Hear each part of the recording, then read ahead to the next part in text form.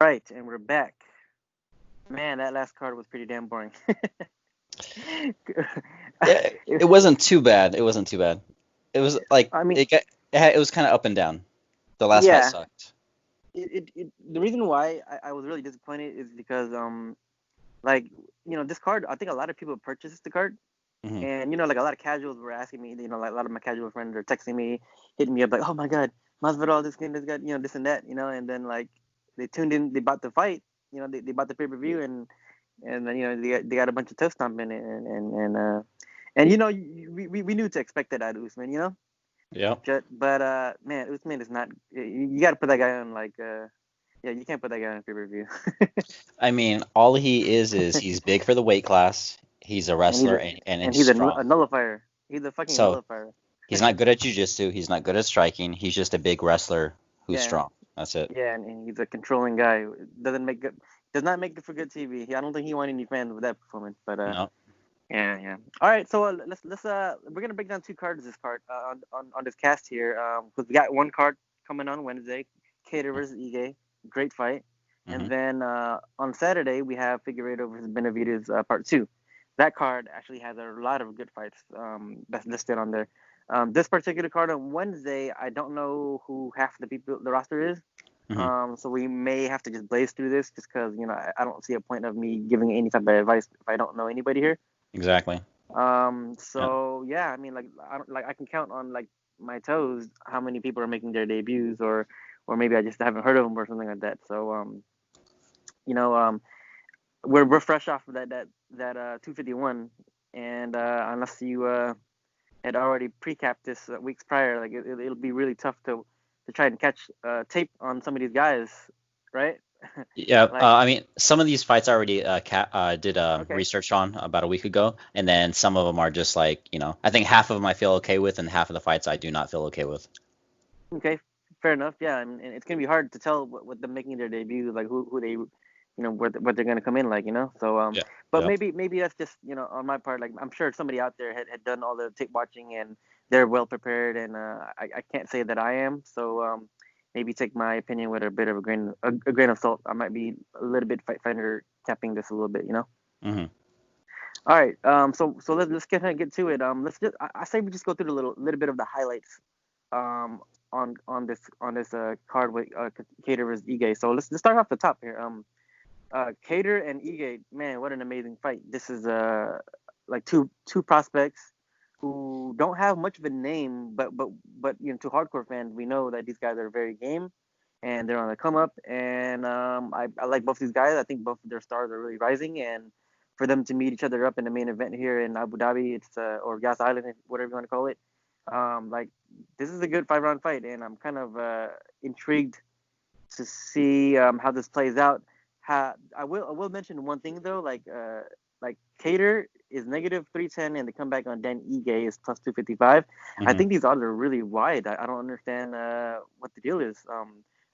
I would have expected to be a little bit closer. Maybe Cater would have been like negative 160, maybe Dan Ige plus 140.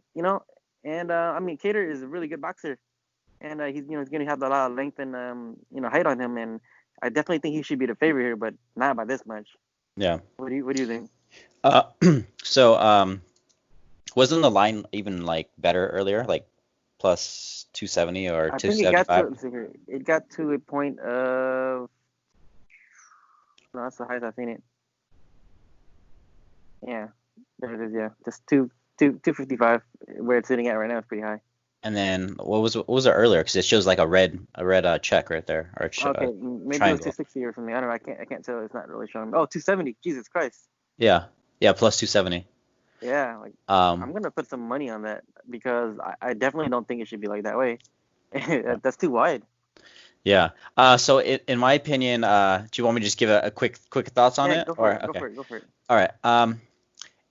Calvin Kattar, he's big. He's got the size advantage and he's got the boxing advantage, but that's kind of where it stops right there. Ige is the size of he's the same height as Aldo and Peter Yan, and they're both at 135. So Ige's he's going to be at a size disadvantage in almost all of his fights against the top 10 at 145. So Yeah, but look what he did with Barboza. Like he's so game. yeah. So people are always going to shit on him just because he's like a small guy, but they forget about his skills. He's aside from the pure boxing, he's better than Kattar in every single area of MMA, and his hands are not even bad either. He's just not as good at No, pure boxing. he's good. Yeah, he's Um, scrappy. yeah, but when we get into the He's actual got some skills. breakdown, I could go down. I could tell you a little bit more about it. Well, why don't we start off with this? Just because, like, I mean, it's the highlight of the card, and again, like I mentioned, like I'm not excited to, you know, kind of waste my breath on some of these guys. Like, no disrespect to Mr. Kenneth Berg here, Hmm. but why don't we start off with this, man? We're gonna change the little format a little bit. Let's just start off at the top here, just because again, like there's not really much to highlight here. But I mean, there's a handful of guys on here that I like. But Hmm. we'll start off the top. Calvin Kattar is negative 310, like I said. Dan Ige plus 255. Um, I like Dan Ige. He's a scrapyard dog. He's a pressure fighter. He could wrestle. He could grapple. He's a good ground and pound guy. His striking is really good as well. I mean, striking is not his forte, but when he mixes everything up all together, he's a very dangerous guy, and he's very opportunistic. He's got great cardio. He's tenacious, you know. Hmm. And Kattar is a beast himself. Like this guy's a really really good boxer. He's got great hands. Like his jab is great. His counter right hands are great. He's very sharp on the feet. But he's got that one dimension to himself. He's mainly a striker and mainly a kickboxer, and he doesn't really try to get the fight to the ground very often. He's got great takedown defense. He's just a really sharp dude, and like I think Ige has more ways to win if you really think about it. Like Ige could strike, he can get it to the ground, and so if he gets it to the ground, that's his kind of his advantage. And Yeah. yeah, I don't think the odds should be that wide. However, I do think Calvin should be the favorite here. Hmm. As far as if I were to pick who to win, I really don't know who's going to win this fight. Like I'll slightly lean towards Kattar just because of the length that he has, and the fact that I think Kattar is a guy who gets really better. He gets a lot better as the fight progresses, just because he starts to find his timing a lot better. He's like I said, he's very sharp on the feet, and um, man, and it's not to say that Dan Ige doesn't get better as the fight uh, goes either, because Ige he's the type of guy that grinds you out and just really like he keeps coming in and he just tries to break you down, and he's very tenacious and he just comes after it. So fuck, this is a hard fight to pick, but just considering the odds, I'm gonna go with Dan Ige. He's not my pick. I'm gonna just actually, you know what? I forgot to mention.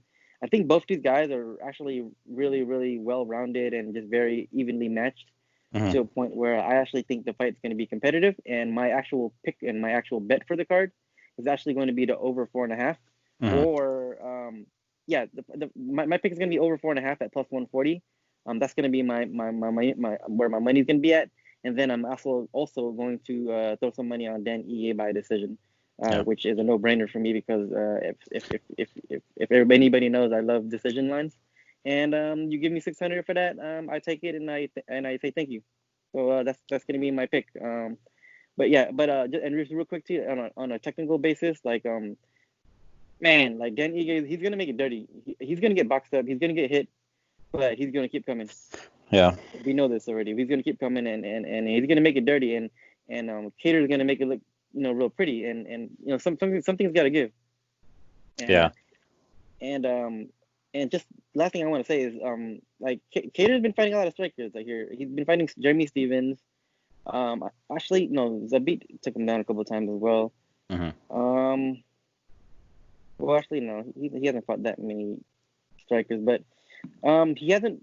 I don't think anybody on the list of Cater, the his most recent opponents, has fought anything like Dan Ige except maybe Chris Fishgold. But Fishgold, that guy just gassed out, and he's not as good as Dan Ige. So, but just Fishgold pressuring him and just throwing hooks, he did land on Cater several times, and so yeah, man, I just think it's gonna be competitive, and so my pick's gonna be over 4.5. Yeah. So I've watched. Not. Well, I mean, I think all of us have watched you guys fights, but I mean, I was about to say that I have bet on Ige in at least his last 5 fights, which are all wins. I can't remember like further back because just getting older, it's hard to remember stuff sometimes. But Mhm. uh, yeah, the reason why I've been so high on him for so long is that he does like he trains basically when Khabib is in the States, he trains with Khabib at Mhm. AKA, and then a lot. And then when Khabib is not in the States or he's busy, he'll go to Extreme Couture. So like right now he's trained at Extreme Couture, but I mean he also travels around the states and around the world, like to different countries. I said this in a previous podcast we did when we were talking about Ige versus Barboza. I had mentioned that he's a world traveler. He's willing to travel. He's willing to travel and train with the best people in order to get the sparring Yeah, and the he's looks pretty well that connected and the with looks that he needs. Ali, right? Ali Al, what's his name? Yeah, Ali Al Ali Abdel Abdelaziz or something.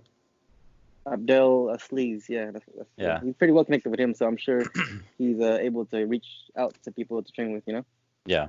So yeah, so I mean he improves a little bit from fight to fight, even if it's just a little bit. I could still see the improvements, and he kind of he shows up and he does what he's supposed to do, and kind of even does a little bit more sometimes. In this fight, it's like if Cater was minus 150, for example, I would feel comfortable putting I don't know, a few hundred on him to win because I do think he's going to win this fight. But I mean, at a line of plus 250 or 255, I probably just I'll probably end up putting a little bit on Ige if it stays that way or gets better. But I mean, if Cater's line were to improve like drastically, then I would definitely want to bet him because I basically he has good takedown defense. He has good cardio. He's large. He's a large man. He has let me see here. The size difference between these two guys is Cater. He's 5'11". Ige is 5'7". And there's only a 1 inch reach advantage for Cater, but it's the way he boxes. It's it's gonna look like it's bigger than 1 inch Mhm. reach advantage.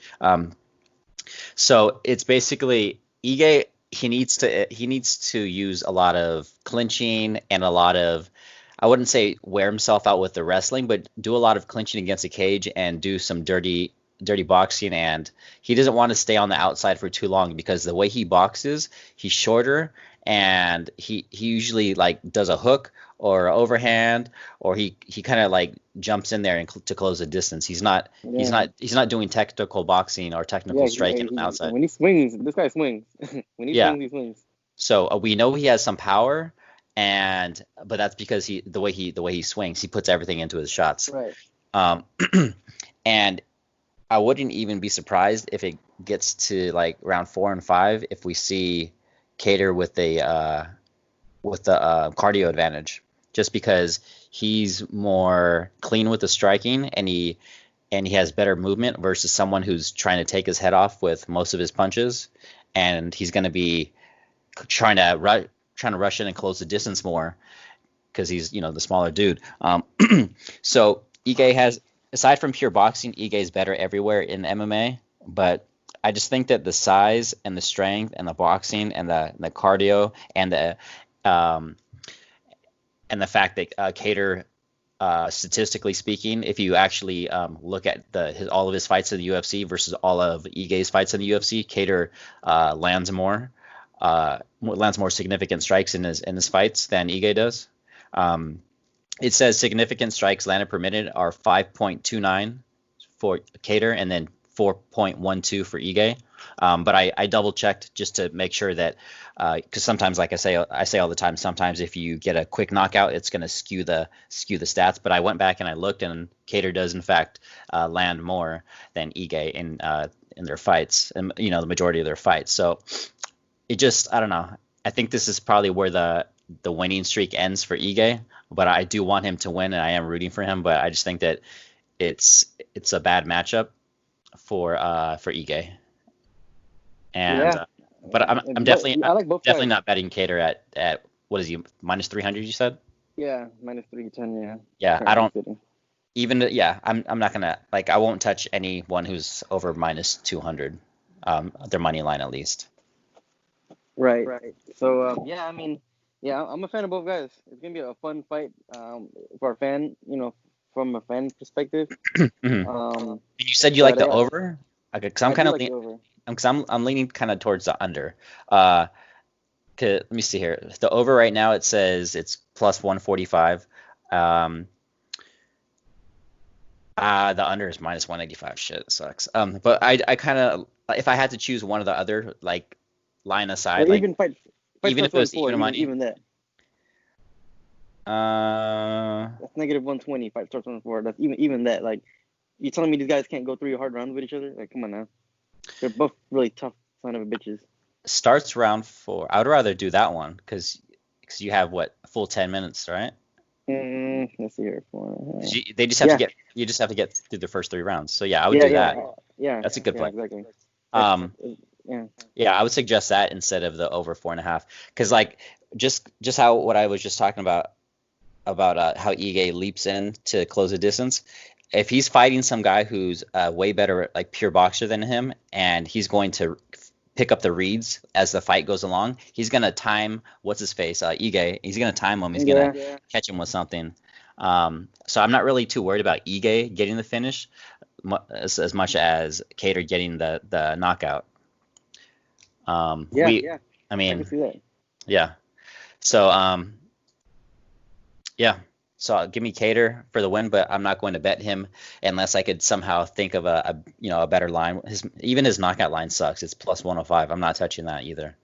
Yeah. So what are you gonna do then? You just gonna watch it as a fan, or what? Are you gonna Uh, personally then? oh, You live betting? I'm definitely gonna bet it, but I just haven't figured out how I'm gonna bet it. I'm not sure if there's a starts round four. I don't know if there is that type of line in Vegas.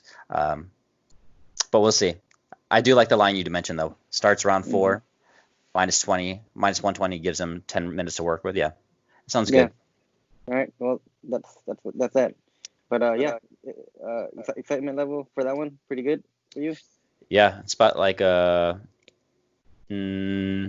out, no, probably 8 to 9 out of 10 for excitement level, just Well, because they bring the action. one thing I do know is gonna be a lot better than fucking last week's main event. Oh yeah, Fuck, fucking Usman, Snoozman. yeah, Even Kobe makes it a fun fight, you know. Fuck. yeah. Anyways, I digress. Let me get back to this card here. All right, let's why don't we work our way down here? The co-main event. Surprisingly, I'm not sure why this is the co-main event. I wouldn't, like 3 fights down is Jimmy Rivera and Cody Stamann. That would have been a much better co-main than this one here, which is kind of strange here. Mhm. Tim Elliott versus Ryan Benoit. Both of them are on losing streaks. Why are they co-main eventing? I don't know. They're short notice as well. They both Right, took it on short notice. right. Interesting. Well, um, should be a fun fight. I think what are the odds here? The odds are pretty much even, isn't it? Let's see here. It is minus 125 for Elliott, For plus Elliott, 105. 125 for But no, Benoit. Okay, so Elliott, we know what he's made of. He's a wild man. He's really awkward. I mean, he's self-proclaimed awkward fighter. He's been on a losing streak. He's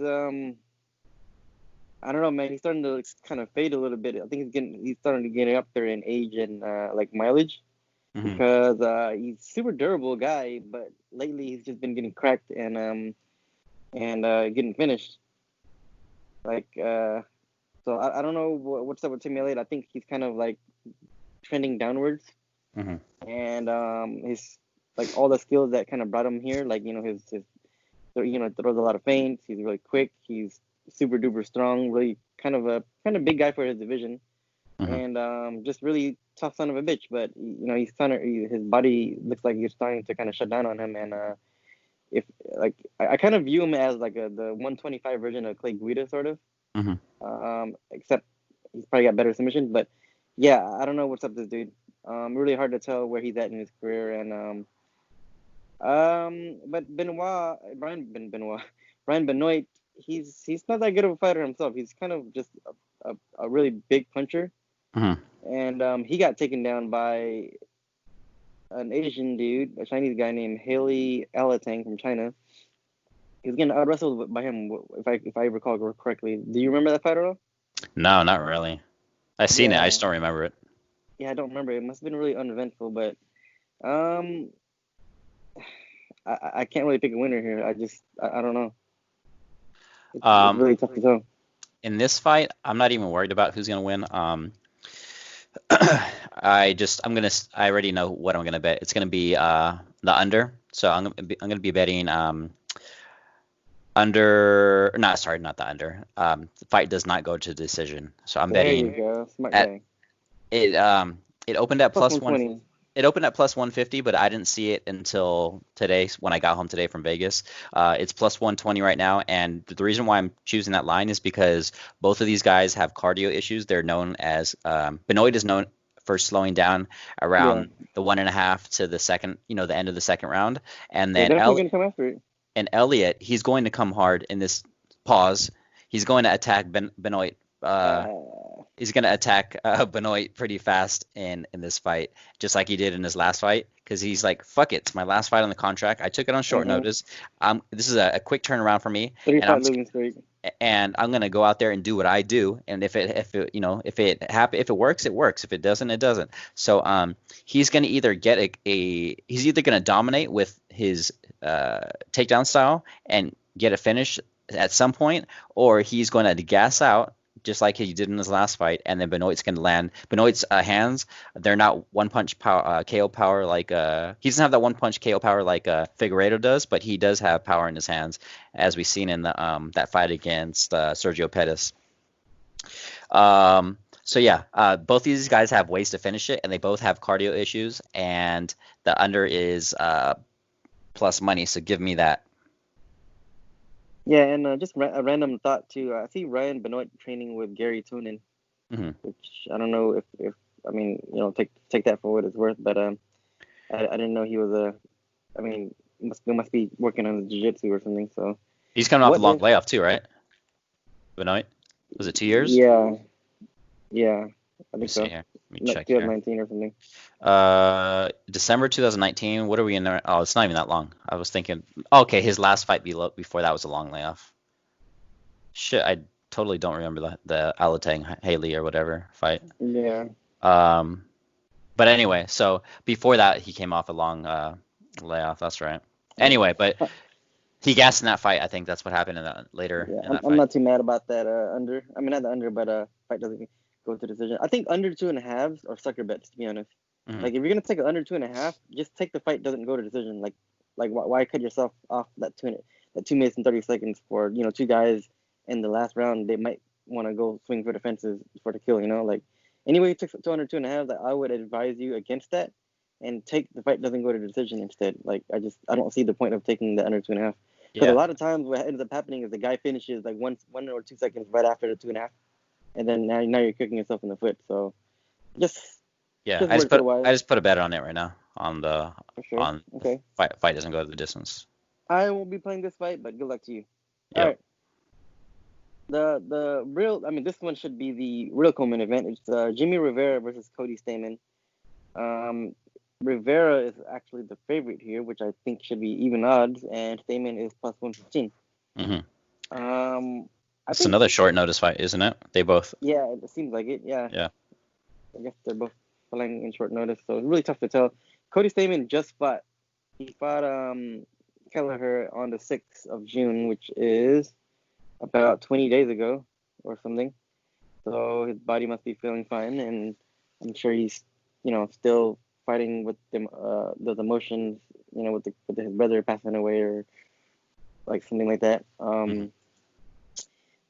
Jimmy Rivera has not looked good lately. I don't know what the deal is with him. He's maybe like losing a little bit of a pep in his step. I don't know, Hmm. or he just doesn't look very confident anymore. Like ever since he got head kicked by Marlon Moraes, he's been kind of gun shy. He's been like doesn't seem as confident anymore. I don't know what happened to this guy's confidence, but it seemed to have left his body. And I, I mean, he did look kind of decent against Peter Yan, but he got dropped in the last minute of like every single round of that fight. And Yeah. so, I mean, but before him getting dropped, he looked pretty decent against Peter Yan. So the skills are there, but I don't know if his mental game is there right now. And that's just maybe speculation on my part. But I wouldn't bet him as a favorite here, that's for sure. And Hmm. I do know this fight's gonna for sure go to decision, Hmm. and because both these guys are decision fighters. But those odds are pretty ugly. It's negative 320 for a fight to go to decision. That's way too much for me. Hmm. Um, Man, I would actually rather beat. I would rather actually bet Cody Stamann here, just because I think Cody is going to be the better wrestler. I mean, Jimmy Rivera is a pretty good like defensive wrestler, and he can shoot. He can wrestle himself. Hmm. But I think Cody might get the better, like slightly get the better of the wrestling exchanges here. So I'm gonna go with Cody here, just because he's riding some momentum, and Rivera isn't riding some momentum. He's coming off of a loss here. So um yeah, give me Cody Stamann. I'll take him as an underdog plus 115. All right. So we have Jimmy Rivera. He is 5 feet 4 inches. Cody Stamann is 5 feet 6 inches.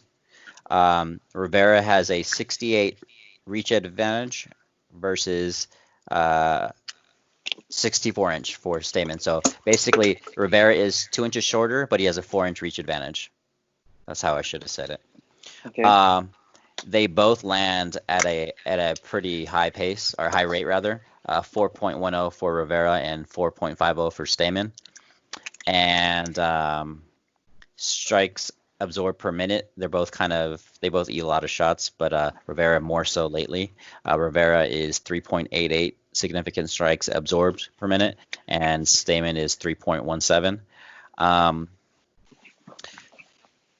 and then Rivera is coming off a year layoff, 1 year layoff. His last fight was in June of 2019 against Peter Yan. Um, as I said before in one of the previous podcasts, I'm usually pretty good at picking fighters who are Puerto Rican, whether I'm picking for them or against them.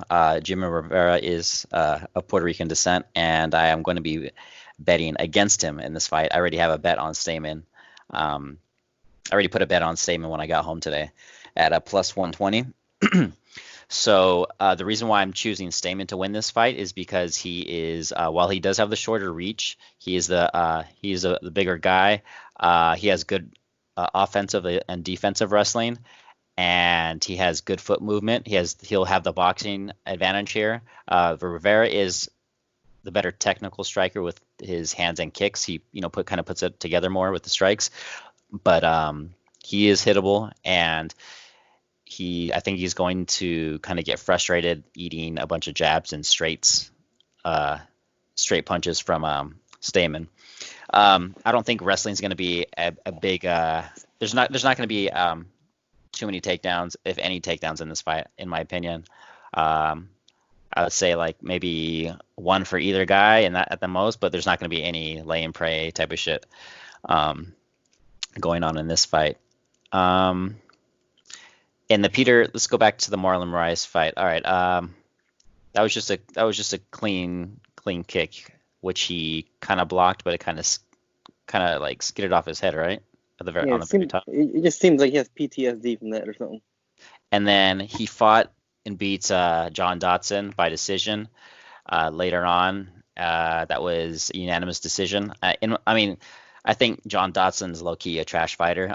People still think he's good just because he had that one close fight against Demetrius Johnson years ago, and then he did shitty in the rematch, and people are like, "Oh, he just had a off night or whatever." Well, But Dodson did the good against Nate what's his name? Nathaniel Wood. Yeah, he looked good. that was, I mean, he did look good, but it was a good matchup for him. Um, Nathaniel Wood is flat-footed, and if you're not standing right in front of him, then he's not going to be able to hit you. He kind of reminds me of a Till in Darren Till. Darren Till is good moving forward, but his side to side and his foot movement are trash. Okay. Um, but All anyway, right, back to Rivera statement. yeah. So he beat John Dotson, and then he lost to Aljamain Sterling, which was just a bad matchup for him. And then And then he lost to Peter Yan, which again, he was winning the first. Rivera was winning the first and second round in most people's opinion, and me included. But he got dropped at the end of both of those rounds, and then round three was even close. But it was just he. If he didn't get dropped, then he probably would have won a decision. Yeah, it would have been a really close one. Yeah. Yeah. So I mean, he still has the skills, but I agree with you that he is a little gun shy.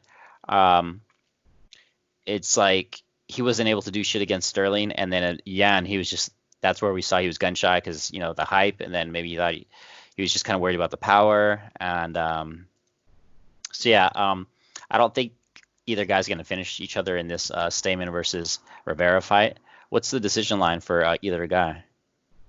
It's 130 and 180. Okay. Yeah, I guess I'll just stick with. I mean, I don't think Stamen's going to finish him, but I'd rather just take his money line just to be safe. So yeah, I think we'll see Cody Stamen win this fight via decision, and at being a slight dog works for me. Yeah, I'm not too confident on the pick, but I'll just go with the dog just because the momentum here, and I mean, again, Rivera has the skills. I just don't know where his head is at, and until I see it, then I could kind of maybe, switch my mindset on him. But as of right now, I don't know, where his confidence is at. So yeah. All right, moving on. It's gonna be a fight that you are probably gonna break down because I don't really care about this fight. Mm-hmm. It's Molly McCann versus Taylor Santos. McCann is -120 and Santos is plus 100. And yeah, I don't care. So go for it. All right, so I already taped this fight. It was like a week ago, or maybe a week and a half ago. Let me see if I could. Let me click on this box to see what their stats are. We have. Let's see here where the girls at. The girls are here. All right, so we have Molly McCann. She is 5 feet 4 inches. Tyler Santos is 5 feet 5 inches. McCann she has a 62-inch reach, and Santos has a 68-inch reach. So Santos is 1 inch taller and has a 6-inch reach advantage. Both are listed as orthodox. Strikes landed per minute, 6.49 for McCann, 4.23 for Santos. But that's again, it's kind of skewed, which I'll go into in a sec. Strikes absorbed, we have 4.95 for McCann, 2.53 for Santos. So let me go back to Santos for a second. So it says that Santos lands 4.23 strikes per minute. You're like, damn, that's pretty good.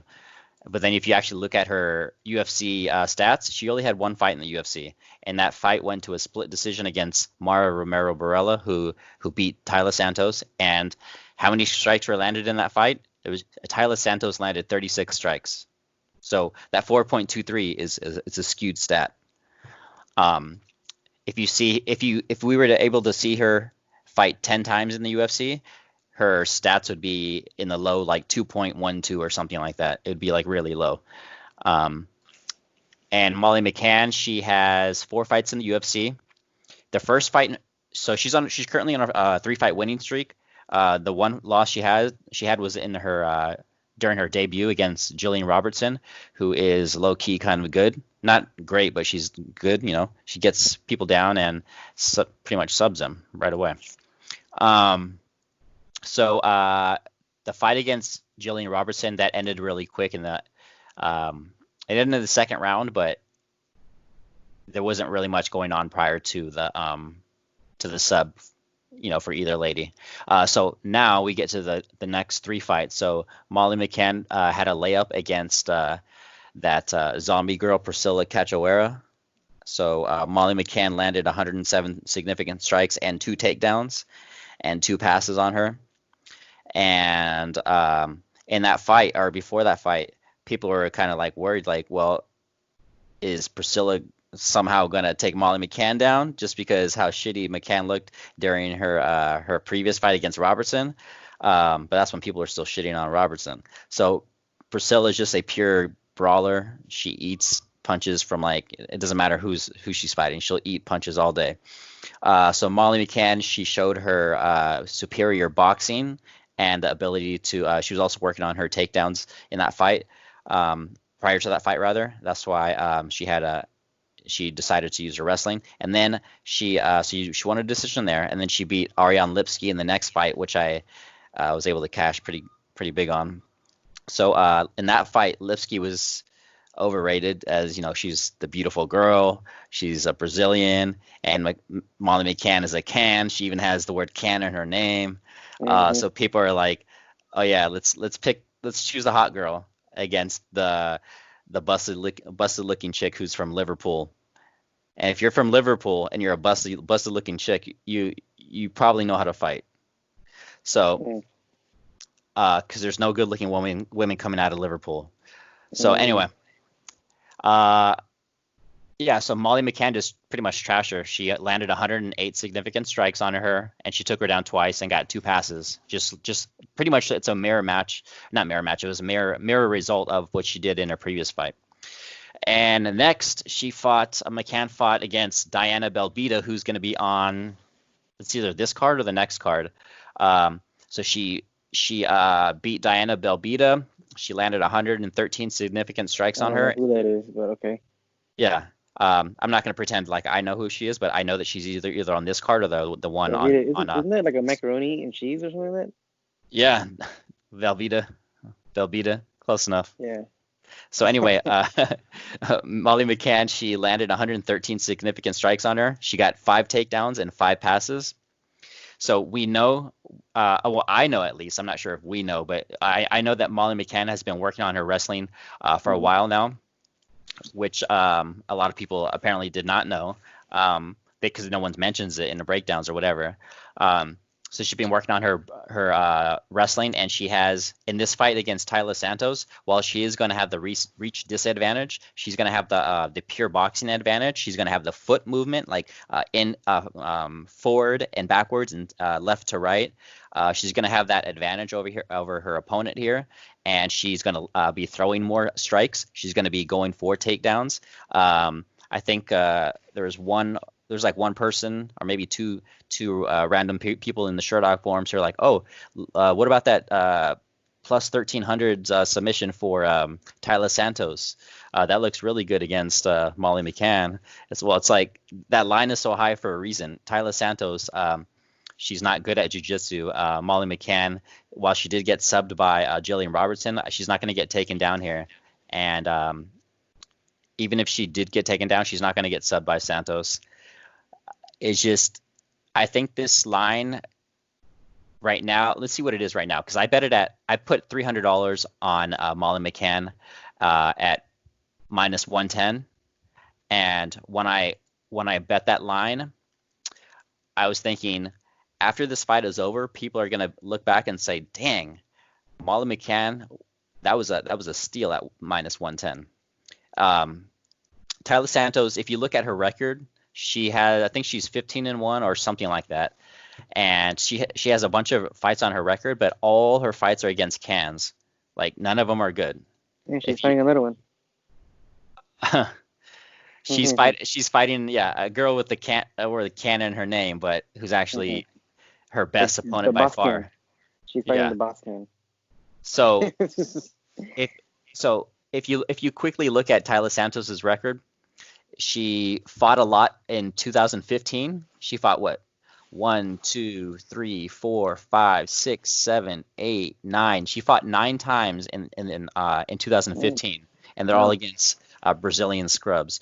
Then she fought one time in 2016, and then took 2 full years off until she came back to the to fight in the Dana White's Contender Series, and she beat some girl named Estefany Almeida, who we'll never hear from again because she hasn't fought in almost 2 years. So anyway, she got into the UFC off of that one win, and then she lost a split decision to Mara Romero Borello, who is likely not in the UFC anymore because she's 1-4 in her last 5 fights. She's pretty trash. Okay. So anyway, skill wise, if you actually do the tape and actually watch their fights, skill for skill here, and output and just how they match up, Molly McCann should win this fight. She will like the type of strikes we'll see from Tyler Santos are going to be the majority. I would say, I don't know. I don't want to give percentages, but we're going to see a lot of kicks out of Tyler Santos, whereas Molly McCann is going to throw a lot of punches in bunches, and she's going to be moving a lot. So, and then she's gonna at some point she's going to get a counter takedown and win at least one round on top. So yeah, give me Molly McCann. I think was it I put 330 to win 300 or something like that. I'm not good at math, but whatever it is, to win 300 is what I have right now on Molly McCann money line. All right. Well, good luck with that one. I can see it happening. Yeah. I mean, Santos could lose to that other chick who she doesn't seem that good either. So she got taken down a bunch of times, if I recall correctly. Mm-hmm. If you're telling me that she's working on wrestling, I don't see a reason why not. So yeah. All right, moving on. We have a really good fight. It's a welterweight banger. We have Abdul Razak Al Hassan versus a newcomer, Good luck with that. Munir. I'm thinking maybe he's French. Mounier Laziz. I'm gonna call him Laziz. Yeah. I like Abdul Razak Al Hassan. I like watching him fight because this guy doesn't fuck around with the fuck around. Yeah. This guy's coming to kill. Yep. This guy's coming in to kill you in that first round. Like all of his fights pretty much end in the first minute. Shit. This guy's fun to watch. Except that Amari Akhmedov fight where he couldn't put him away, but this guy's super fucking fun to watch. This guy is a fucking man. Judo Thunder is his name, man. This guy's coming to bang. He's a little older though. He's 34 years old. You would think that I think he got signed when he was like he got signed in 2017. So he got signed when he was like 31 or something like that. So he's a little bit older cat. But man, this guy's got some fucking power on him. Like man, really fun guy to watch. But I watched a little bit. I wanted to see who the other guy is, and I looked at his record. He's 9-1. He has 8 knockouts. So I was like, all right, let's see what he's about. Now I watched one of his highlights. I didn't watch any of his full fights yet. Just didn't have the time, Mm-hmm. But he looks pretty good. Like he's coming to bang as well. So I think we're in for a treat here because this guy's coming to bang. He looks like he has some really good Muay Thai. He's got some good kicks. He's got some good head kicks. He's got some good knees. I don't know much else about him, to be honest. We know that neither guy is going to go for a takedown. Mm-hmm. So it's going to pretty much be a fucking just bleed all out like banger until somebody falls down. I like obviously like you want to take Abdul Razak. I mean, I'm picking him to win, but at -335, I'm not going to bet that.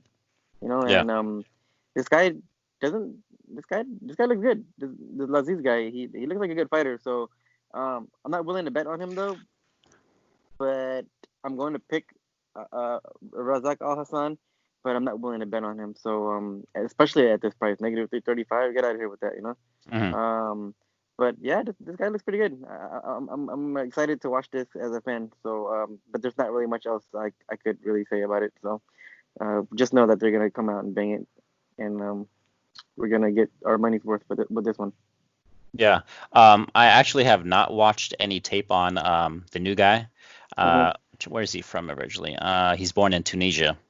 And all I know is what I've read online as far as his so like basically he trains out of Team Nogueira in Dubai. So all the guys he's fought and beat, they're all kind of like low level Middle Eastern dudes. showcase fights basically. He's either 6'1" or 6'2". He's one of those two heights. And then Abdul Razak Al Hassan, he's 5'10". So he's short for the weight class, and he does have a short reach as well at 73 inches. The Laziz guy, I haven't been able to find out how long his reach is, but he looks long his arms look long in the pictures that I've seen, and if you like Google his name, you'll see him doing like these flying kicks and knees and shit. So he does look like he's explosive, and he's going to be coming forward and trying to get the knockout, as his record kind of shows at 8. He has 9 wins and 8 are by knockout. So I'm definitely not going to bet on. I don't know what's the total. What is it set at? 1.5, and it's -160 for it. The fight go under 1.5, so that's a no-no Mhm. for me as well. Even though I think that should probably -170 for the under 1.5. I do think these guys are just gonna meet in the middle and just throw until somebody drops, but I'm not willing to bet on that. So Yeah. I have Al Hassan in a couple parlays in Vegas. But those are like I'm not gonna bet Al Hassan. Like I think Al Hassan will win, just because he's black explosive and he just comes forward and I think he'll be able to get the newcomer out of there.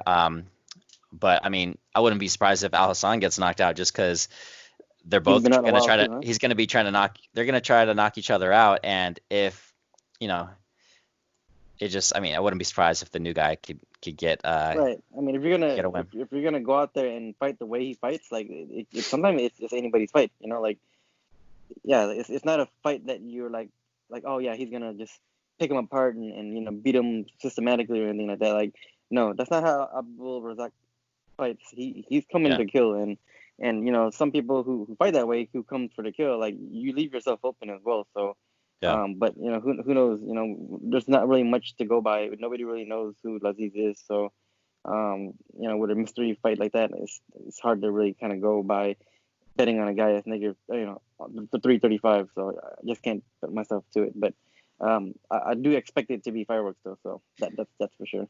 yeah. The guy like the line that it kind of just interested me right now when I looked at it was or is rather is Lazaz, or let's call him Laz. Laz wins in round 1. It opened at plus 900 and now it's at plus 725. If I could get at least plus 700 when I go back to Vegas this Wednesday, then I'll take a stab at that. But I mean, there's not really any value, Mm-mm. and Mm-mm. because even Al Hassan's round 1, it's only plus 115. Yeah, that's So just crazy. I mean, if it's expected to win in the first round, let's see what the other prop is for it doesn't start round two. It's plus 100. Won't start round 2. Yeah, why not? Why not take that one instead rather Yeah, than like who? Like, see, this is what I'm saying. Like, there's a lot of dumb people out there that will bet anything. Like, they just don't even look at it. Like, why the hell would you want to bet Al Hassan round 1, to win in round 1 when you can just bet the fight doesn't start round 2 and it's like literally almost damn near the same price? Like, yeah. it's so stupid. Like, there's a lot of idiots out there. So, they can do these guys are dumb. But yeah. Why not? Like, yeah, it's gonna be a crazy one. All right. Yeah, But yeah, so I'll take that. Doesn't start round 2 at plus 100. yeah. All right. So we're starting from the top, going down here, and we're just kind of blaze through some of these picks here. John Phillips versus Kazmat Chimaev. Again, I don't know if this guy's good, but I know John Phillips has a weakness, and that's when people take him down. Mhm. And if this guy is any good on the ground, then I don't see why he wouldn't win. So he's negative 335, and John Phillips is plus 225. So, again, excuse my ignorance, but I haven't researched it yet. But if this guy has any semblance of a ground game, I think he'll. I mean, I'm assuming he has a ground game because the odds are so wide. Mhm. He's 6-0, 3 submissions, 3 TKOs. Tell me a little bit about him if you do know anything about him.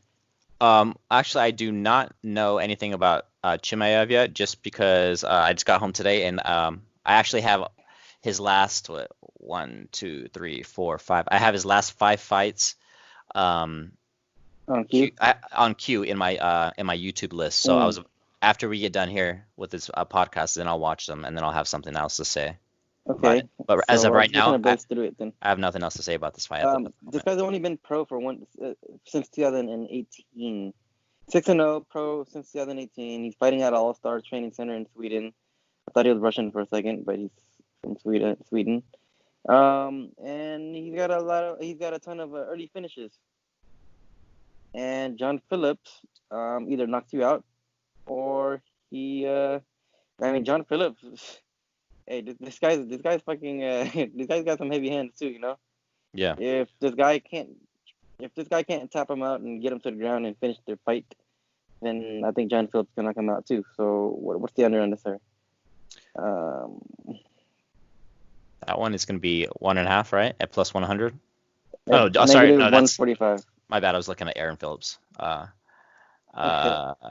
John Phillips. This dude submission line is negative 125. Oh, he's all the way at the bottom. Okay. Yeah, minus 145, like you said. Yeah. Yeah, dude, his money line is, oh my god, his finish, Chimaev by the finish inside the distance is negative 190. Fuck out of here. Miss me with that shit. Like, that shit is the ugly ass line. Like, really? Negative 190? Come on now. I've never even heard of this guy, and he's getting so much. Yeah. He's minus 335 for his money line, and he hasn't even made his UFC debut again. He's making his Yeah. debut in like 2 days, but it's like, why would you give him that big of a line against John Phillips? Yeah. Well, that's a skip for me. I don't know enough about it. So, you remember Jack Marshman versus John Phillips, and that fight actually went to a decision. Hmm. Yeah. It's funny to me because like like even that, I mean, that fight went to a decision. You know, like it's sometimes you never really know, and like I'm not saying this fight's gonna go to decision or anything or finish, but it's just the odds for it, it's ridiculous. So yeah, that's a skip for me. Can't do it, man. I just can't do it. Look, if Phillips wins in round one, it's plus 900. Like if Phillips wins, he's gonna knock him out in the first round. Like he's not gonna get better as the fight progresses and not get taken down. You know, so I'm yeah, I might put a little bit of change on that. Phillips round one plus 900, but I fully expect him to get taken down and choked out. Judging by the odds here, so Yeah. yeah. I'll watch the tape and get back to you. All right, sounds good. All right, let's moving on then. Ricardo Ramos versus Lerone Murphy. All right, this one actually should be a good fight. This one should actually been on the main card Hmm. or something like that because I think both guys are pretty good prospects. I think Lerone Murphy, I've seen him fight once, which was against oh boy, the Russian dude. What's his name again? The guy with the Bieber cut. Oh yeah. Shit. It's the beaver cut. Fuck, what's his Uh, name? I had a brain fart. The What's the, shit? the dirt bag that got into a fight with Conor McGregor or whatever. Tuhugov. Tuga. Yeah, that's right. Yeah, okay, so Beaver he cut. looked he looked he looked good against him.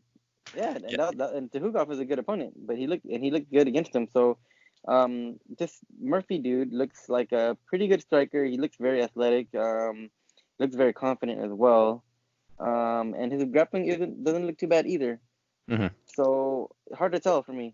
Because Ramos, I think he's a pretty good prospect himself. I think he's a really good Brazilian prospect and super tall for the division. Actually, no, they're the same height. They're both 5'9", and Hmm. they both have the same reach. So, I always think of Ramos as a really tall, lanky dude, Yeah. but it looks like they both have the same reach Yeah, and height. he's got that weird frame. Like you remember Men in Black, those worms, those skinny worms, like they Yeah, always, yeah, he's got that skinny worm body, like yeah, long and like kind of that like, wiriness. yeah. Yeah, but Ramos, I've seen him improve in the cage.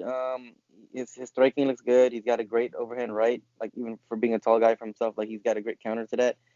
He's got great elbows. We've seen him. We've seen his elbows in action. He's a very dangerous guy. His ground game's pretty good too. I mean, he's a Brazilian dude. Obviously, he's probably really good on the ground. I don't know if he has a black belt or not. He does seem kind of young, so I'm not really sure if he does have one. But I know he's really good and very slick on the ground.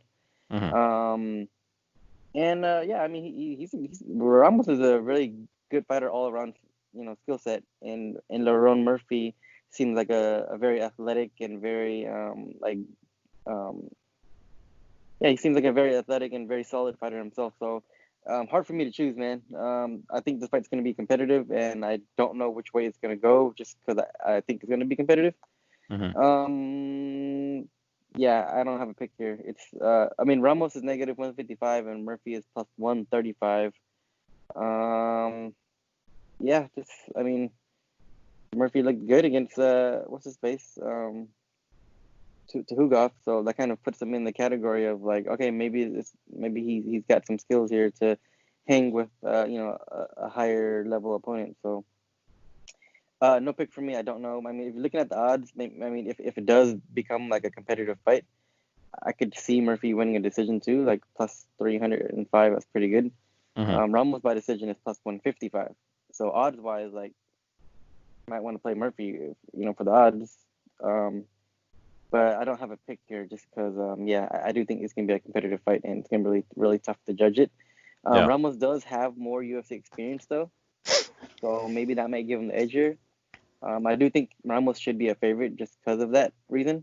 But yeah, it's really hard for me to pick. I can't. I don't even want to take the over on this one just because like I know both guys are actually pretty. They look pretty dangerous fighters. So yeah, it's a no pick for me. I'll watch it as a fan though. All right. Yeah. So my two biggest bets for this card, the first one I already mentioned is Molly McCann for to Yeah. win 300 at minus 110, and then my second bet, second biggest bet is Lerone Murphy at plus 155 for $200. I'm not sure what that pays because my math skills suck, but I put $200 on him at plus 155. So basically, Lerone Murphy, he trains out of England, I believe Liverpool to be exact. He trains alongside this like the number one what is he referred to as? This kid, there's this kid called Mohammed Mokaev. Have you heard of him? No. So basically, he's an elite wrestler. He's basically seen as like the next Khabib with a little bit more skills, and he is he's basically been fucking like beating a bunch of like people on the as a amateur, and now he's gonna be making his professional debut in Brave MMA. But he has like all this, he has all the skills are there, and he's like really young. He's from Dagestan. Um, so yeah, he basically Lerone Murphy has been training with him for a while, like over I don't know the exact amount of like length of time, but it's well over a year. They've been on the same team for a while. Um, so he's been upgrading his wrestling by training with Mohammed Mokaev. So will uh, will Ramos be able to get Murphy down? It's possible, but he can't do a traditional takedown on Murphy and get a takedown. Like he can't do a single leg, and he's definitely not gonna do a double leg because he doesn't have those skills in him. I wouldn't be surprised if Murphy gets a takedown. But in my opinion, Murphy should avoid grappling at all costs in this fight, just because he's at a large striking advantage here. So basically, how I see this fight playing out is Lerone Murphy is going to keep the fight at a distance. That's generally where Ramos likes to fight anyway, prior to like kind of rushing forward and trying to clinch you and get like a trip, that type of takedown. But as long as Murphy keeps at a distance, he's going to be able to he's going to be able to use his superior punching and kicking game.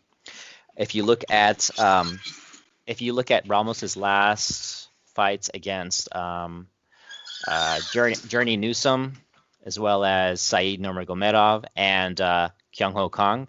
They're both Those able. are actually some pretty good wins in retrospect. Well, he lost to Saeed. Saeed Oh, okay. he finished him with a body shot.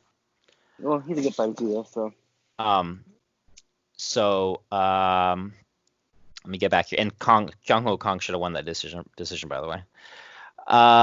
Let's go back to, and then Newsom he's a journeyman who's not even in the UFC, I don't think, anymore. no, Newsom's good. He won by knockout. Remember? Didn't he win by knockout In his last fight, but they got overturned for some reason. Weed. I think it was for weed, which is Um, really stupid. but yeah, I think he took that fight on short notice against Ramos, if I remember correctly. But Yeah, anyway, but Newsom's good though. I like him. yeah, he's okay. He's 5'5" He's just kind of like not really that great in my opinion. Anyway, so how I see this fight playing out, we're gonna see both guys fighting at range. I really like I really like Murphy's. He throws good overhands, and he kind of like leaps into it. I can't think of who I could compare him to, but he leaps into certain overhands, and then as far as the kicking game, he has pretty decent low kicks, and then he does body kicks as well, and that's where and kicking is where Ramos is going to be at a disadvantage. He eats low kicks and body kicks. Um, I see Lerone Murphy controlling the fight via low kicks, and those are going to open up the head. And I see Lerone Murphy getting a TKO here, and he just needs to keep it at a distance and not clinch up, because clinching is the only way Ramos is going to be able to get it to the ground. Ramos thinks, he said in an interview that he thinks he's going to sub Murphy. I want to say rear naked choke is what he said, but I don't see him even getting it there as long as Murphy could avoid the clinch. Um, Murphy's chin has looked a little bit suspect in like one or two of his fights, because I've seen either all or almost all of his fights, because they're all on all or most of them are on YouTube. So I did the tape already a couple weeks ago for this fight, and as long as he just keeps keeps the distance, he should be able to land on Ramos with the superior striking and get a TKO. I guess maybe a decision, but I'm leaning towards a TKO, just because if he's able to apply his game and avoid the clinch, then he's going to be landing on Ramos at will, and he's eventually going to pick him apart and get a finish at maybe the second round or even the third round. So yeah, Okay. give me Lerone Murphy here. Not sure if I missed anything else, but basically people are they don't know people the general public doesn't know much about Lerone Murphy, because they haven't taken the time to actually tape him and see how he matches up against the guy who has a lot more UFC experience than him. And then all people know about him, the majority of the public, all they really know about him is that he's a black guy from England, and he went to a draw against this wrestler guy who just held him down. And yeah, that's pretty much You talking it. about So Tuga? yeah, because Murphy, they went to a Oh, draw. they went to a draw. Okay.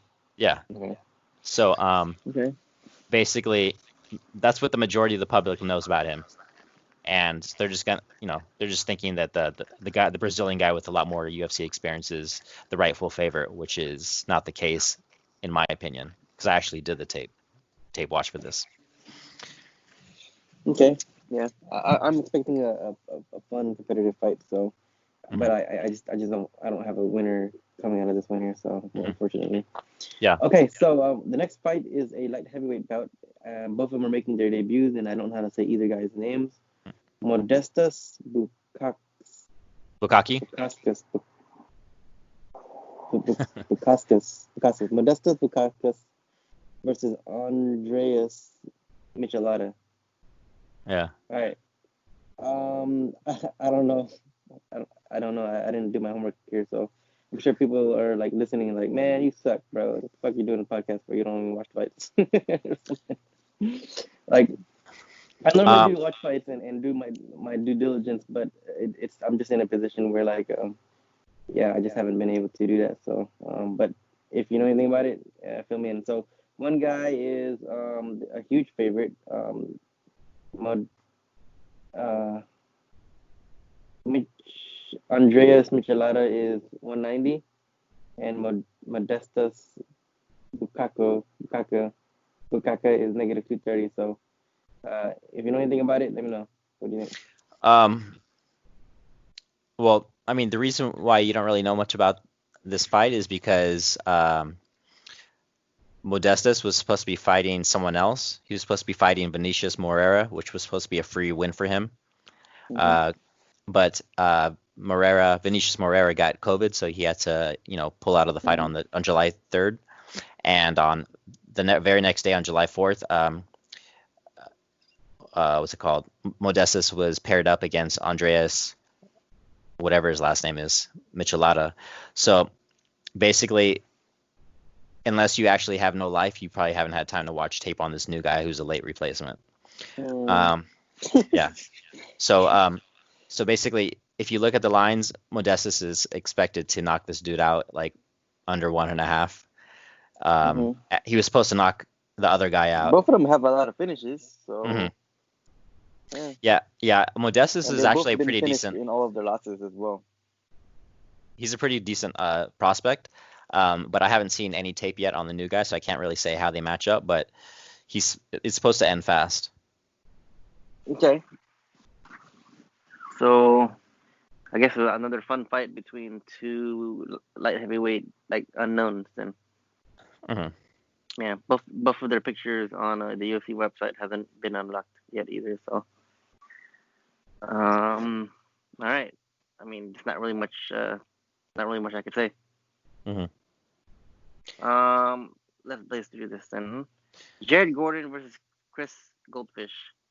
Um, I don't like Chris Goldfish because he gasses out and I don't know, there's something weird about him. So, he punches really hard and he wrestles really hard and he just gasses himself out. And apparently he's a black belt as well, hmm but he recently got anaconda choked by old boy that fought on Saturday. Um, uh, fuck, why is their name skipping my mind? He got anaconda choked by a guy who won by anaconda choke Americani. over the weekend. Yeah, Americana, yeah.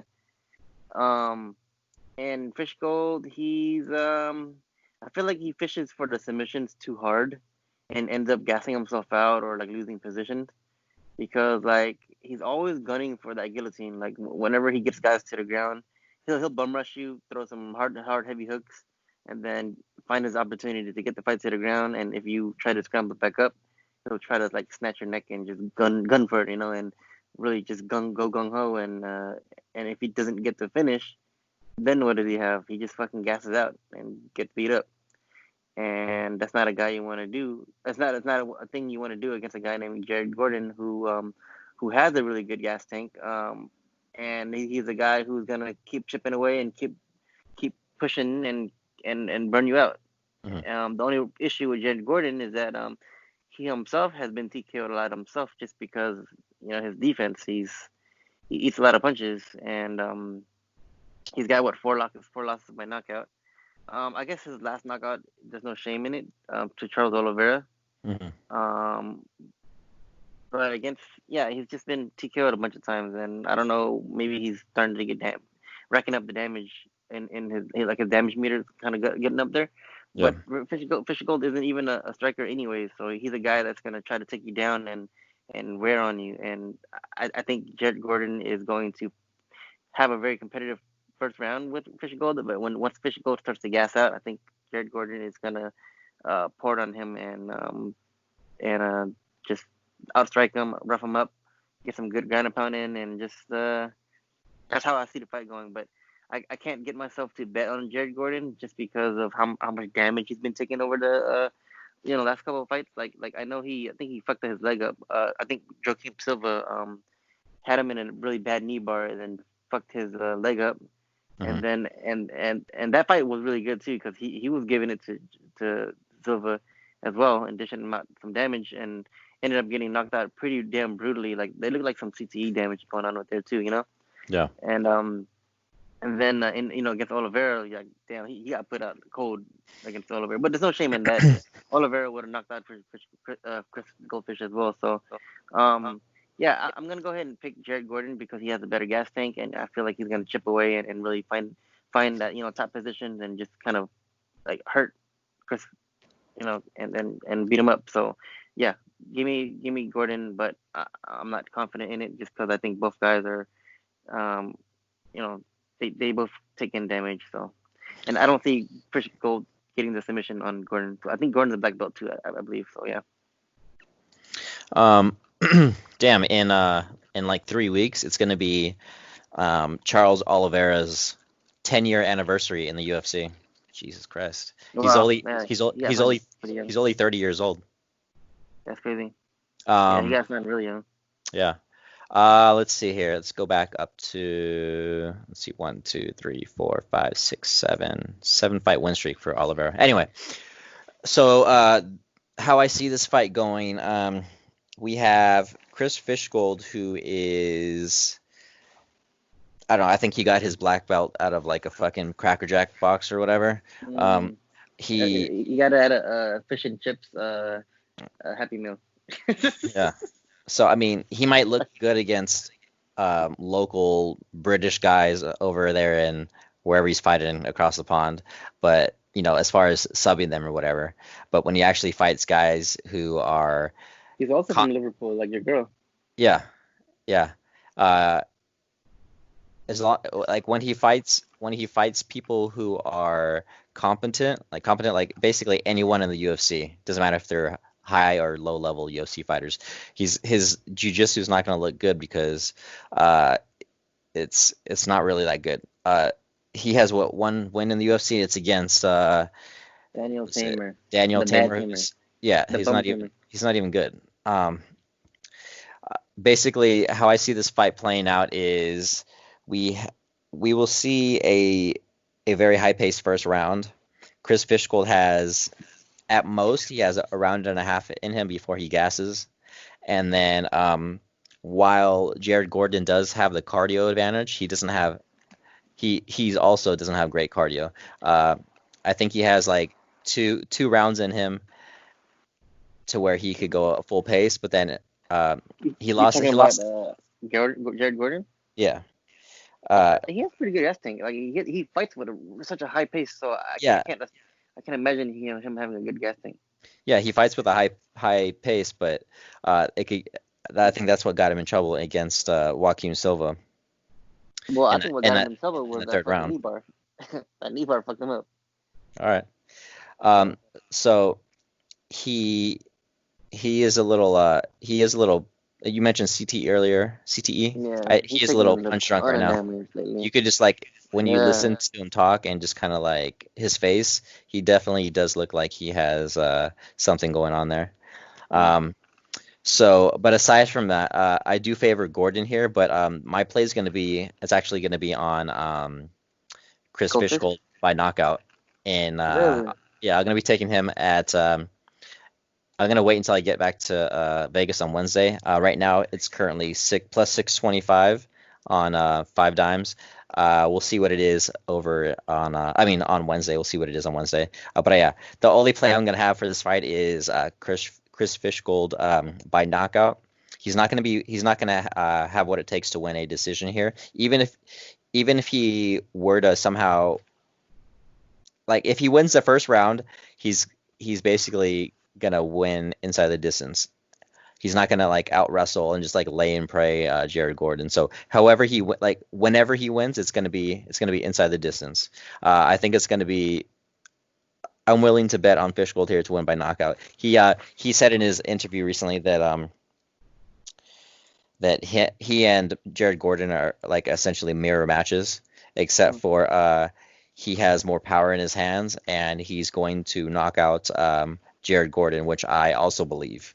That's what I believed prior to the fight, or prior to the interview rather.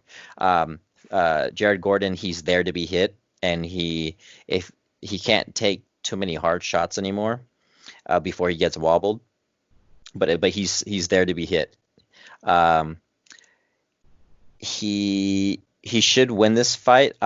I could see him winning by decision. I don't know. It depends on that first round, like how much energy they both use. But I wouldn't be surprised if what's the over on this one? Plus 100. I'd rather take if I think Jared Gordon's gonna win, and I'm not sure how to bet it, I would take the over 2.5 at plus 100. But my personal bet is going to be on Fish Gold by TKO at plus 625 or better. Shit, I actually think Gordon's gonna take care of him just because I'm not impressed with Michigan's. I'm not impressed with his guessing, man. Like this guy just he empties the clip so damn early, Mm-hmm. and, and like yeah, I think Gordon might actually be the one to TKO him. So maybe we should do a little side bet for some push-ups or something. I don't know. All right. So yeah, Yeah, hit let's do yeah. His TKO line is what, plus Plus 505. 500, 505, yeah. So Yeah, I let's mean, we'll do some push-ups on that one. all right, sounds good we'll, to we'll me. we'll talk offline. All right. Well, I mean, it's not a fight that I'm like passionate about, you know. So it's whatever. It's just like a side bet fight. So Yeah. yeah, why don't we have some fun with it, you know? All And right. So so aside from that, I just think Jarrett, like, this has nothing to do with the fight, but I think whoever is managing or whoever's helping Jared Gordon like with his career is like not doing a good job terrible. because he Fuck. he went on a 2 fight win streak when he entered the UFC, and then Yeah. he fought He Carlos, fought some good guys. Like Carlos Diego why? Ferreira 2 years ago when Ferreira was in his prime, in his peak. That was when he was doing really good. He still is doing really good, but that's like basically that was a bad time to even fight Ferreira, and he decided to take that fight and he lost in the first round. Then um, he fought against Joaquim Silva, who like he was doing good against Silva for a while, but I just didn't like that fight for him.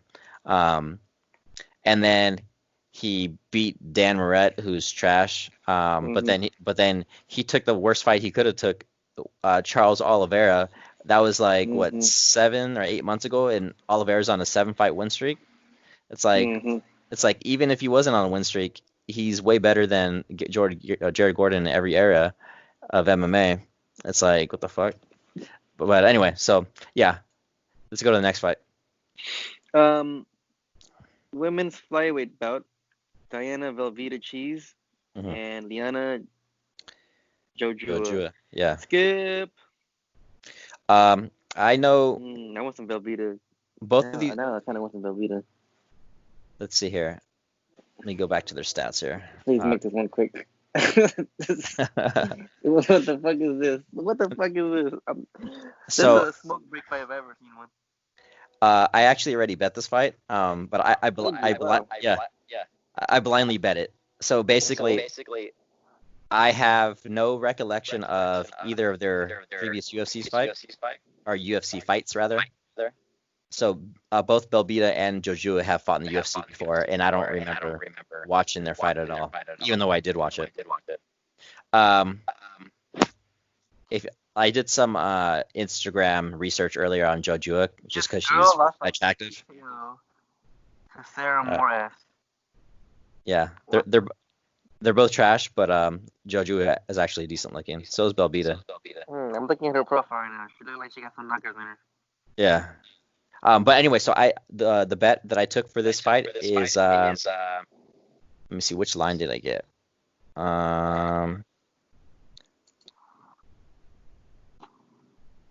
I got shit, I don't know. I think it was plus 130 or plus 135. For the doesn't go to a decision. Or was it even better? I don't know. It was around there. It was at plus 130. So Okay. I bet a small bet. I put it doesn't go to a decision for this fight just because they both have a lot of finishes on the record, and I just going with the wiki capping. If they both have a lot of finishes on the record, uh, and they're both low level, I think one of them is going to have a chance to finish the other, and so yeah, doesn't go the distance at plus odds. I'll take it. I'm not mad at that. You get some good passage. Why not? Yeah. Okay. Next fight, we have another prospect who probably should be a little bit higher on the list. Jack Shore versus Aaron Phillips. Jack Shore's a pretty good fighter. He's got some good. He's got some good striking. I mean, he's not a striker, but he's got some decent striking, and his game really is to get you down and beat the crap out of you. Mhm. And I expect him to do just that. 25-year-old dude from Wales. Looks like a pretty good prospect to me. And he's 12-0 versus a guy named Aaron Phillips, who is apparently his second stint in the UFC. He's fought in the UFC before. He's fought against Sam Cecilia and Matt Hobar, and he lost to both of them by unanimous decision. So give me Jack Shore by whatever he wants. I'm guessing a finish because this guy lost to Sam Cecilia and Matt Hobar. Mhm. He went 1-2. Yeah. I Um. don't know. Jack Shore, right? Yeah. So I'm taking. Okay, well, There's some feedback on your side. What? Feedback. Oh, can you hear me now? Yeah. So yeah, it was kind of going on for the past 4 minutes. Oh shit. Um. So I think that Jack Shore is going to win by submission here. I have him in a parlay, so I took his submission line at plus 100. He goes for a lot of I think it was rear naked chokes in his Yeah, fights, he'll either pound the crap out of you or he'll take you back. and Yeah. while Aaron Phillips, I don't think he's been subbed yet. Let me double check before I speak. Um, yeah, he hasn't been subbed yet. So he's 12-3. He hasn't been subbed yet. He has one TKO loss. Um, he hasn't fought anyone near the same skill level as Jack Shore, and I think that Shore is going to be able to just kind of treat him like another regional fighter and just take him out.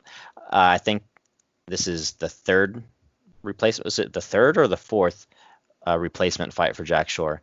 Might have been the third. But Jack Shore's been trying to fight for a while, but the fighters just keep getting pulled out of the fight Right, for because whatever of reason. COVID.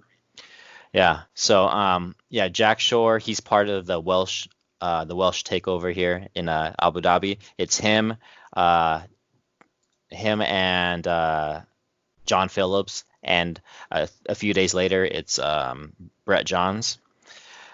All three of them are in Abu Dhabi right now and representing the Welsh nation. I think that Shore is going to own Aaron Phillips, and I think that John Phillips, he was supposed to get an easy win, but he got a different opponent, so that might not go good for him. And then Brett Johnson's gonna get raped by Montel Jackson, so it's gonna suck, but whatever. So yeah, give me Jack Shore here by submission. I'm not gonna even try to break Aaron Phillips down because He I'm lost not. to Sam Cecilia by unanimous decision. Yeah, I mean he's been fighting a bunch of scrubs on the regional scene, and then he wasn't even good back when he was in the UFC. So yeah, I'll take Shore here plus 100 submission. Okay. Next fight, I don't know who they are. Do you know? Kenneth Berg and no, those Kenneth guys got Burwell. recently added on. Okay. Was it 2 days ago? I think. So yeah, Berg is 8-0 from Norway, and George Gonzalez is 16-5 from Mexico. Well, the Gonzalez guy has 12 knockouts out of. I mean, he's got all finishes, 16 finishes out of 16 wins, uh-huh. and then he's also has 5 losses, and all 5 of them are by also getting finished. So it looks like this guy is coming in for the knockout, or else he'll get subbed. And then, excuse me, Kenneth Berg is a submission guy. It looks like so. It says he fought on the contender series, and it said it got overturned. What happened here? Between these guys, I don't know anything about these two dudes. Okay, let me check Kenneth Berg here because it said it got overturned. I want to know what happened on that contender series fight. Let's see here. So Berg, Was it for marijuana or what? no, Berg lost. Kenneth Berg lost by neck crank. So he got tapped out by a guy named Antonio Tricoli. So yeah, I guess Berg is not undefeated. He should have had that loss on his record. I don't know what it got overturned by though. But I mean, Berg has 6 submissions. So and this Gonzalez guy tends to lose by submission. So I'm guessing they're probably gonna go out and finish each other. That's what it looks like. Okay. Let's see here. There's a little bit of let's see here. Where is okay? So let me go back to this. So it says a light heavyweight bout between Timo Fucht and Kenneth Berg was scheduled for this event. However, one day after the bout was announced, Fucht was removed from the event due to unknown reasons and was replaced by Jorge Gonzalez on July 10th. So Jorge Gonzalez or George Gonzalez took this fight 2 days ago.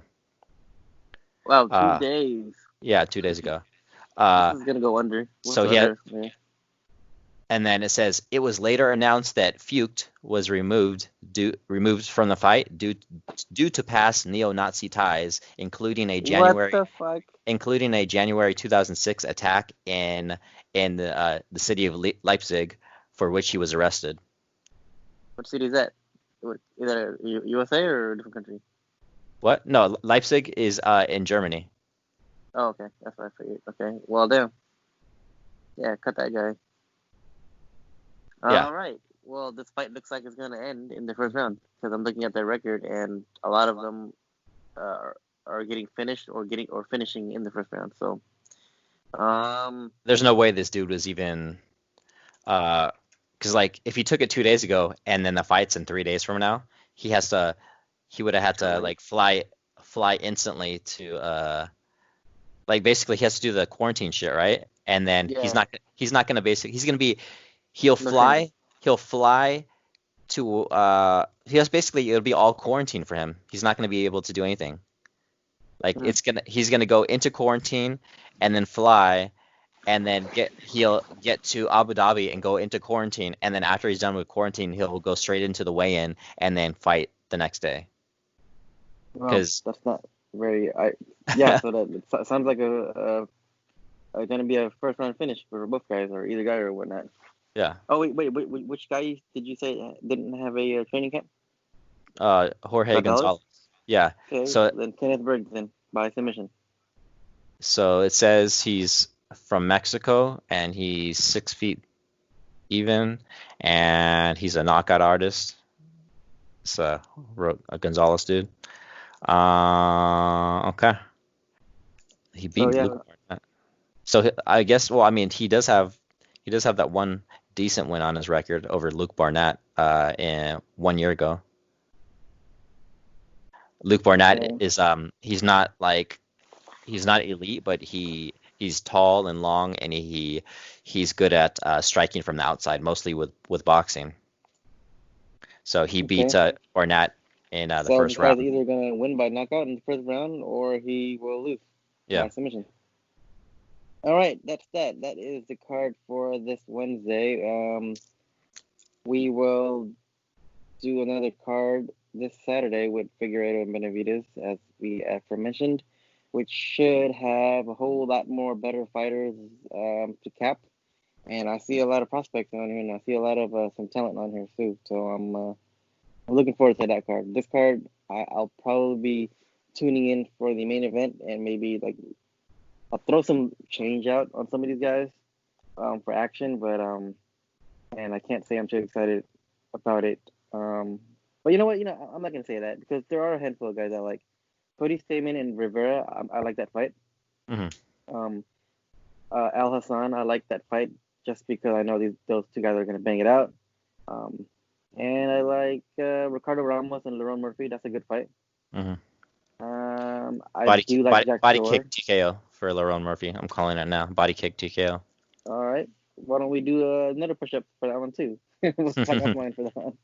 I'll take that guy just for fun. I'll take Ramos just just to make it interesting, because I was on the fence with a lot of these picks. Hmm. So I don't really have too much action on this card. But we'll make it fun and do some push-ups. All right, cool. Let's tune in for the next one, and we got a lot of fights this week. All right. All right.